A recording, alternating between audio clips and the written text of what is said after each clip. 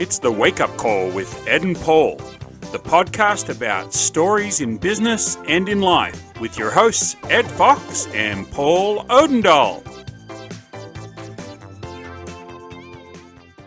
G'day viewers and listeners, it's Ed Fox and Paul Odendahl with the Wake Up Call with Ed and Paul, and our special guest is that's all folks. Our special guest today is Dr. Come on, Porky. Come on, Porky. Get it out. Hey, is that a fat joke? That's one of your dad jokes. Oh, okay, great. Let's go, Porky. Our guest today is Dr. Lindsey Santellan. And if you don't get the Porky reference, it's because of Porky Pig on Warner Brothers. That's all, folks. That's what Paul was referencing, not my size. That's true. So I wasn't offended. Hey, Dr. Santellan, how are you doing today? Pretty good. How are you guys? We're on fire. We are just all that in a bag of chips. Remarkable. You know, remarkable. Sort of like whiteboards. Whiteboards are remarkable. Lindsay, did you know that? I did know that. Okay, yeah. That's great. So, Dr. Santellan, Lindsay, I'll be switching back and forth, because we're friends, and Sure. I just sometimes, I don't know, just whatever pops into my head. As a way of getting started, introduce yourself. Tell us a little bit about yourself. Tell us a little bit about your background. Okay, are we talking business here? Or the picture behind you. Background, I see curtains, picture behind you, a printer. So that's part of the background. So you can do a little bit. Give us a couple of minutes about who Dr. Santellan is and what you do. Okay. Well, I am Dr. Lindsey Santellan. I own a company called newhorizonslifetherapy. I have been a therapist for almost 10 years. I'm coming up on my 10-year anniversary this next month. But within the last couple, 2.5 years, maybe, I have really been transferring my business to almost 100% rapid transformational therapy clients. And so with rapid transformational therapy, I can solve a client's issues or fix long-standing problems in just 1 to 3 sessions. So I'm really on fire about this business and really getting the word out there, spread that this is available, and people don't really need to waste their time, money, and energy in traditional therapy anymore, especially when it doesn't always work. So I've got a question. Do you find that do people get, other therapists, do they get offended by that when you talk like that? If they do, I haven't heard anything yet. Okay. I try to be very careful to not be offensive when I discuss my therapy and the differences. My very best friend in the world is actually a licensed marriage and family therapist who is pretty recently graduated. So, I try to be careful because I don't want anybody to think they just wasted all these years and money and education for when somebody can come to me. Right. Some people don't want to solve their problem. They just want somebody to talk to each week too. Yes. And so I'm still available for that. I do a lot of that. What happened to Paul? He disappeared. Paul he's been having some internet trouble, so that could be what happened. He'll be back on here shortly, I'm sure. Yeah. So I've done rapid transformation therapy with you. So one of the things I would think that a lot of people are challenged by is, like, my initial thoughts is like, sounds like snake oil and it doesn't work and blah, blah, blah, blah, blah. But I had a really good experience and found, like, was having some issues with cold calling because I'm a nice guy. I don't want to ever bother somebody, and I didn't want to pick up the phone. And so you and I had a one-on-one, and we had met through networking and had that conversation. And then as I got comfortable with you and built a relationship with you, you suggested that you might be able to help me. And I finally took you up on that. And that changed my business and personal life, just the ability to pick up a phone. I'm not saying I'm never hesitant anymore, but I'm rarely hesitant. In fact, I had a situation a couple of weeks ago where you'd done some affirmations for me. Was that last year? Was it last year or just early this year? I don't know, whatever it was. But I picked up. This year's flown by so fast. Right. And so I re-listened to some of those just because I felt a little bit of hesitancy. And so they were still there in my recording, so I was able to listen. So what would you say to somebody that maybe might have the same sort of challenges I had of not believing or being hesitant about taking advantage of the skills that you have? Well, it's definitely a challenge because, like you said, it sounds too good to be true, really, especially the way that I present RTT. Um, and if you're not a medical person, and I'm definitely not either, I would never sift through a medical report or studies, scientific studies, things like that.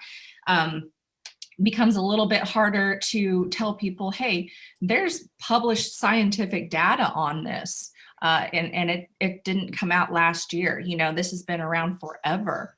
The idea of hypnosis, which is really what rapid transformational therapy is, it's still such a taboo word in certain areas that you don't want to scare people off by saying I do hypnosis. I do. Yeah, I don't want you making me talk like a chicken or cluck or yeah. do something silly. They think that's what's going to happen, and that's stage hypnosis, and that's a topic for another question maybe. But you tell people this is backed by hundreds of years of study. It's only gotten better. My mentor refined and developed this program with over 30 years of doing this, practicing it on people, honing in her skills just to make rapid transformational therapy hers with her name on it, and is able to teach other people. So if somebody is a little bit on the fence, skeptical, I mostly will just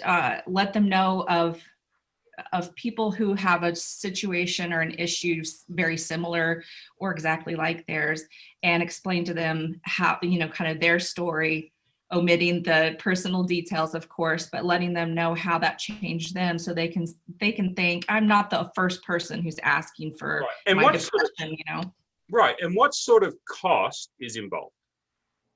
Well, it's an investment because, ultimately what I'm doing is saving you the time and the energy and the money of just going and doing whatever it is that you have been doing that's not working, whether that's going to the gym, being on nutritional plans, you're smoking all those packs of cigarettes, all these little things, they add up.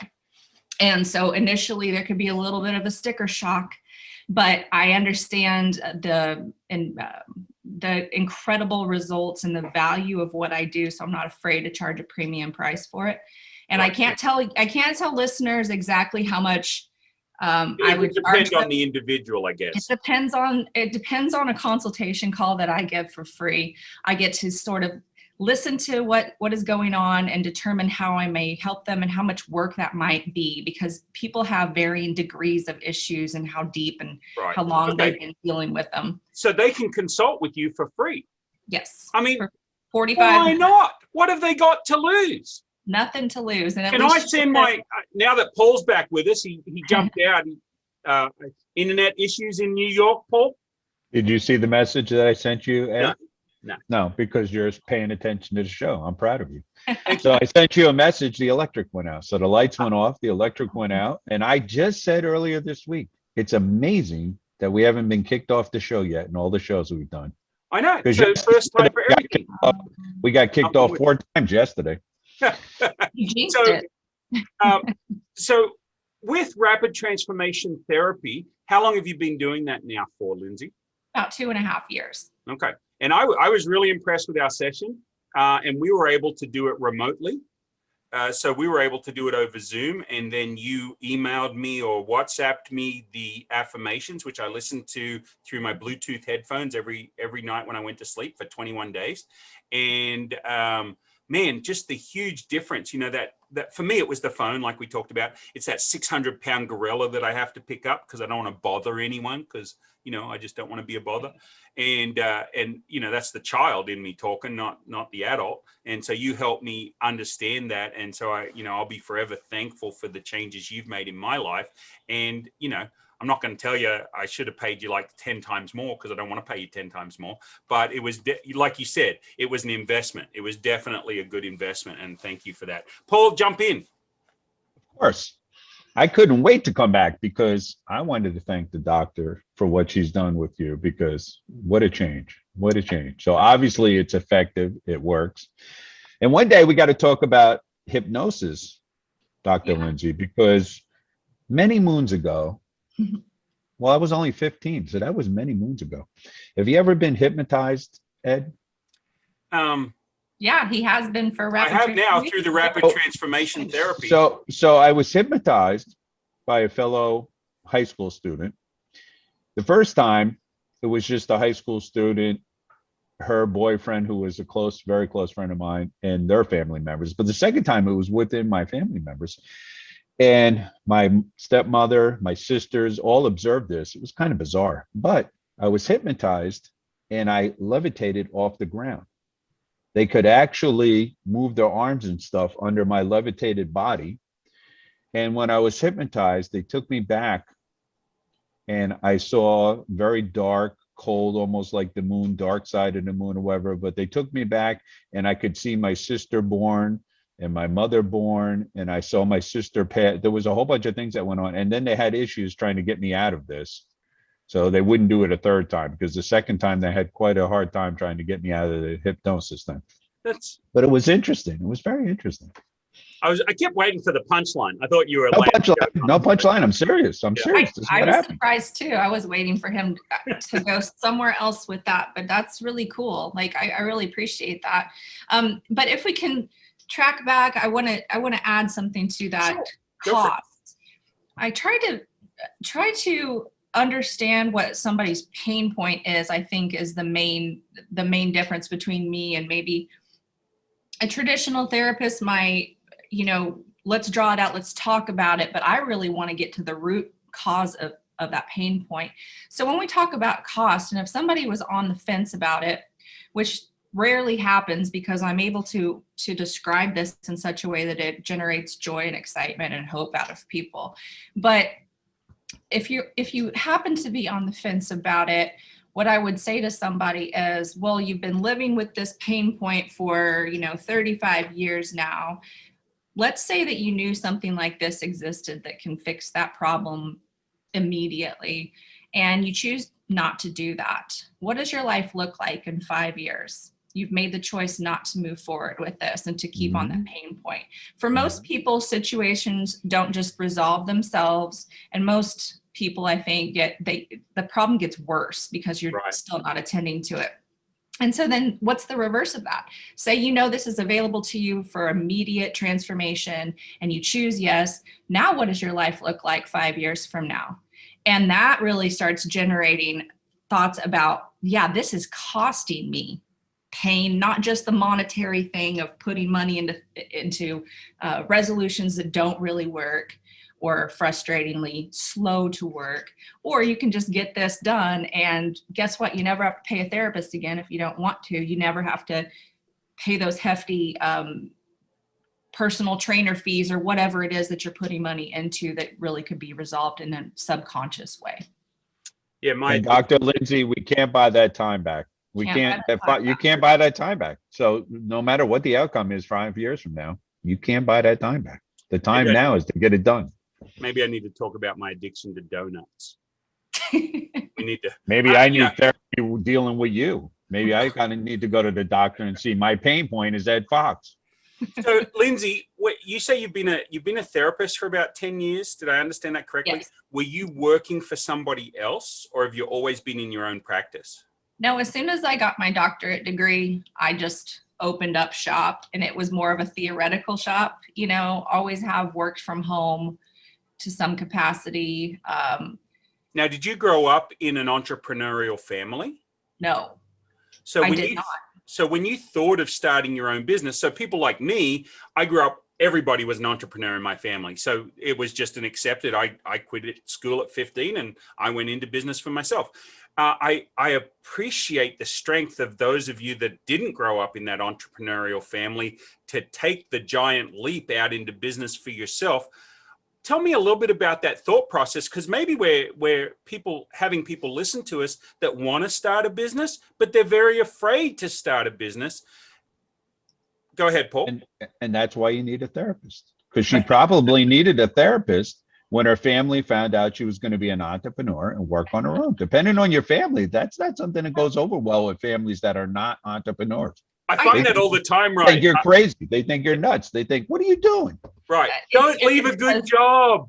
Don't leave a and good that's a job. problem. You That's need a problem. serious income. This is not a real serious business. You need steady income. You need a pension. You need benefits. You need. Yes, listeners, we've all been through it.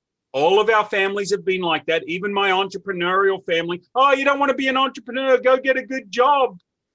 So, Lindsey, how did you make that decision to start a business? Well, I said I didn't grow up in an entrepreneurial family, but that's not really true, I guess, because my grandfather was a petroleum geologist, and our family business is we have our own oil and gas business.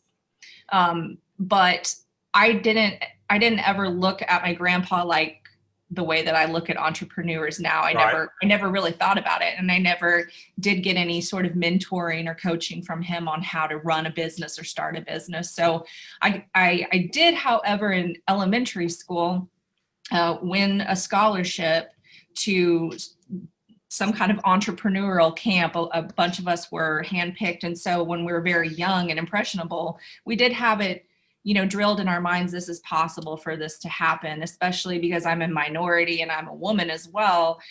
There's opportunities out there. So I don't think I really ever had a negative mindset about opening up my own business. I never liked working with the corporate world. I never liked the politics of it. I never liked having to listen to some micromanager tell me what I need to do and show me how to do my job. So I think opening up my own practice was just inevitable. I looked at it like, I could have a plan B, and we've all thought this too. Like, if this business doesn't work out, then I can always go get a job at, such and such or whatever. And I already had the mindset of I can't make a plan B, because making a plan B is planning on plan A failing. So, I guess I didn't even need my own subconscious reprogramming training just to come to that. I just always said, I'm not going to look at the one ads. I'm not going to, hire a job scout. I'm not even going to look at that stuff, because I need to be laser focused on this is going to work. And you know what? I suffered for like 7 years because I sat on my ass and I thought, I don't know how to run my business. So there's so much. So I've got to do this and this and this and this and this. And so I just threw up my hands and said, I'm just not going to do anything. So I spent 7 years playing video games in between very few clients. So that would lead me into my next question. What do you think your biggest challenge has been? It sounds like you probably said it, but maybe you have something that is in your head that you think would be, what's your biggest challenge been for you in business? It had been being a solopreneur, you often wear so many hats. You start to have that attitude where nobody else could possibly take this part over for me, even though I hate doing it every morning. Just like you with the cold calling. It's like, I don't have to do this. I can actually hire somebody to do this for me, freeing up my time to do the things that I want to do. So I've read all these business books and I've learned my lesson in the hard way. It's about building a team around you. Even if you are a solopreneur, you cannot possibly wear all of the hats. So now I've just hired out all this stuff I don't like to do. And I'm slowly inching towards this place where all I will have to do is do my consultation calls and do my sessions and continue to network like I do. That's it. That's all I want to do. I want everybody else taking care of all those little components about running my business. Right. And I've seen a huge change in you from our first one-on-one to where your business is at today. It's like night and day, right? Yep. It's been great. What are some of the things that you've picked up on that might be helpful to our listeners and to our viewers about what you've learned in business over just the last couple of years? Successes, mistakes turned into successes, anything like that? Yeah. So something that I learned the hard way as well was discounting my services. I did a whole month in 2020 where I was just like, I just want people to know about RTT and like get some reviews in, get the ball rolling. So I offered it for half what I usually offer my sessions for. And I got a lot of people signing up, but guess what? 9 out of 10 people didn't follow through listening to their recording, which is part of the fee investment. They were so excited about their transformation, but then they just screwed it off. you know, yeah, it's worked. So why should I have to listen to this every night for 21 days like she told me to? Well, if you had paid twice as much for that session, you would think twice about whether or not you're listening and following through with the directions, right? So that was one thing. I will never discount my services again. So hear that, viewers and listeners. One of the things I run into, and Paul and I have talked about this before, is the pricing that so many small business owners put on their products or service. I had a tree trimmer that came in like less than half. I have 15 acres in Wichita, bunch of pines died because of the pine beetles coming out of Colorado. And I was getting $8,000, $10,000 quotes. And this guy comes in and quotes $4,000. And I'm like, dude, your pricing is not good. He's like, oh, it's a great price. I said, no, that's just it. It's too good. You're losing yourself money because you don't think you're worth more, and you are worth more. Well, and that's what the consumer is thinking as well, is they're like, why, I've had all these bids for $8,000 and this guy comes in at half, and you're like, what's wrong with him that he would only charge that? So another thing is, and this is an argument maybe you guys can help me with, but I'm on the side that says you don't post how you're pricing, because it invites too many people price shopping before I have that opportunity to speak with them directly and really get that camaraderie going and building that relationship. So if you could go to my website and see that I charge $1,000 for this, you're immediately going to go, nope, I'm not going to do that. Especially here in the Midwest, it's a little bit different, Paul, on the coasts, because people are willing for whatever reason to pay more than they are here in the Midwest, but that's been a challenge. This is still extremely important, Dr. Lindsey, and you brought this up earlier, is the fact that building all three of us on this call, it's not about overcharging people for the services or products that we offer. And I'm just getting to know you. I've learned that quickly with you, and I've known it for a period of time. It's not about that. But what is so true, I learned from a guest we had on recently from Australia, Ralph, that the more a customer or a client pays, the more they pay attention. Mm-hmm. It is so true. And it's not to take advantage of them. It's to have them pay attention. And you are extremely valuable, and your service is valuable. And it's not overcharging. So in the beginning, it's also about building a relationship. So if you build a relationship with someone as they become a client instead of a customer, they don't mind paying, especially when they get to know you and know that you're not taking advantage of them. And the more they pay, the more they pay attention. So you're right. You've learned that half the price, then 9 out of 10 people didn't finish the program, didn't listen to your recording, and wasn't successful. And it's they're going to be the ones to say, oh, it didn't work. No, right. Dumbass, you didn't work it. You didn't work your plan. Right. I can play both sides of that argument, Lindsey. Everything I read today with what are we on? Gen Z, I don't know, whatever generation we're on is, and I'm getting a bit like it. I want to go to the website. I want everything to be transparent. I want to know what you charge. Because let's face facts. People locally, they're only going to come to you once you build a relationship with them. Yes. Okay. The person that's looking at your website without knowing you and that they're ready to buy, then the price doesn't really matter. Okay. Your transactional customers, let's look at Groupon. Groupon over the years, they normally wanted you to give 50% off, and then they got 25% of what was left and you got 25%. The trouble was, every time Cinnabon did that in Town East Mall, Wichita, I only went to Cinnabon when they're on the Groupon for $9 for a dozen Cinnabons. I never went when they were full price. Okay. Right. So I was a transactional customer at Cinnabon through Groupon. They didn't need me, and they shouldn't have offered a Groupon. Right. Mm-hmm. What they wanted was people that would come pay full price for the Cinnabons whenever they wanted a Cinnabon, Right. And so I think that translates to you. I like having a full, transparent level of services, because you can always, if somebody is in a tough situation and you want to help them out, you're not discounting the product, but you're adjusting the price to what the client can pay. And that's another point I wanted to bring up earlier, of trying not to interrupt because I'm so good at it, that she brought up. Delegating for both of you the things that you don't like to do. So this is another reason why people should speak to Ed Fox, because when you're an entrepreneur and you have a business like that, you can barter out those things that you don't like to do for the service that you offer. And I am. And this is a perfect situation where bartering works. So the things that you don't like to do, you can barter out that service for the great service that you offer. And in full disclosure, Lindsey has been a barter client with Trade Bank, one of my businesses, for maybe 2 years now. Since the day we met.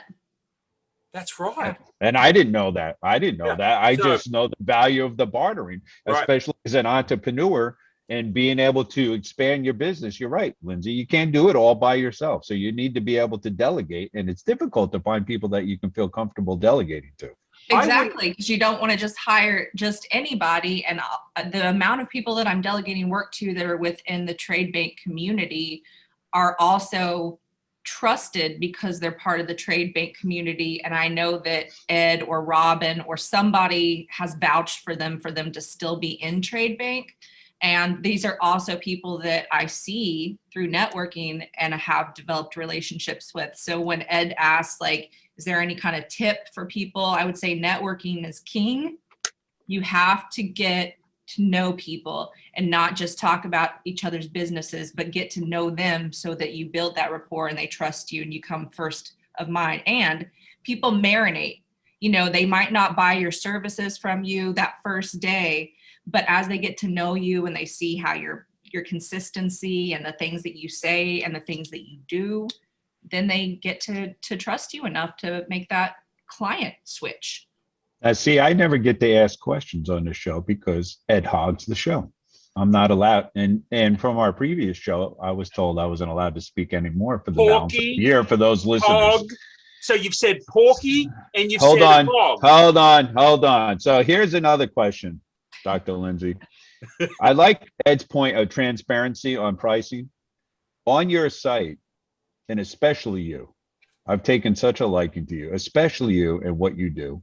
Do you have a list of the recommendations and the comments that people have made about your services like Ed and how beneficial it's been to them? Yeah, I have some reviews up there that, yeah. Testimonials are key. And I would think starting to do little video testimonials would be helpful too. That's really been helpful for Trade Bank a lot. Have you done yours yet, Lindsey? No. Okay, so we've got a lot of testimonials coming out of Trade Bank because I went and found a videographer that would accept barter, but barter, not butter.